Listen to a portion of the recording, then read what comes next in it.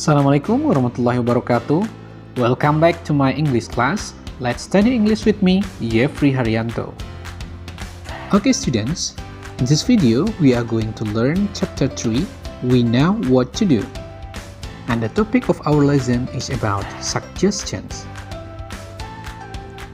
Are you ready? Let's start learning. Nah, sebelum kita masuk ke pembahasan, kita akan bahas dulu what is suggestion? Apa itu suggestion?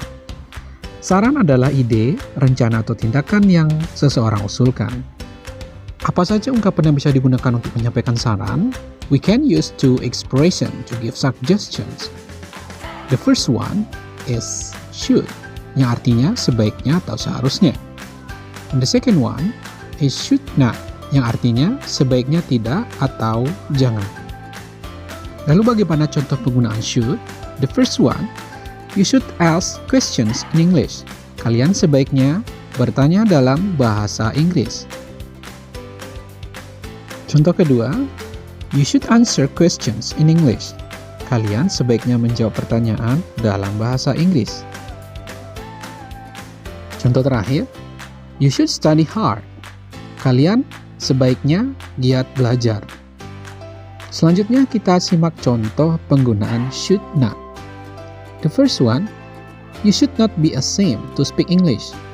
Kalian sebaiknya tidak malu berbicara bahasa Inggris.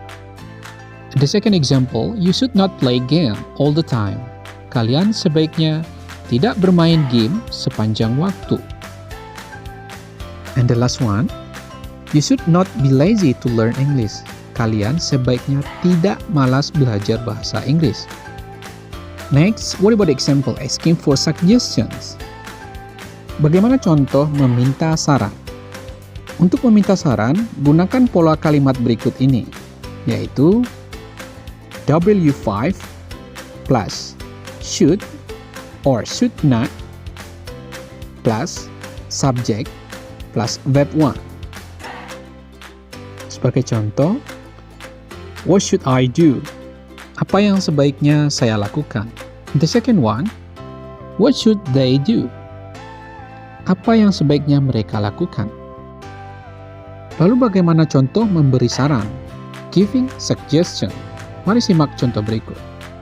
To give suggestions, gunakan pola kalimat berikut ini, yaitu subject plus should or should not plus verb 1.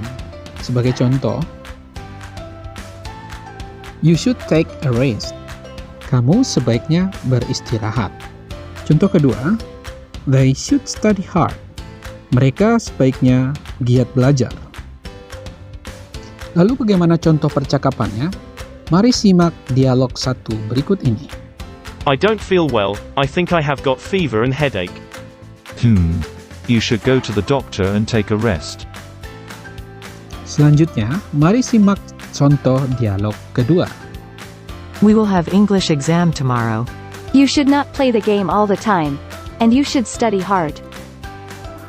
Dan simak contoh dialog ketiga, bagaimana cara meminta dan memberi saran. I have a toothache, what should I do? I think you should go to dentist, and you should not eat ice cream. Okay students, that's all our lesson today, and see you next time.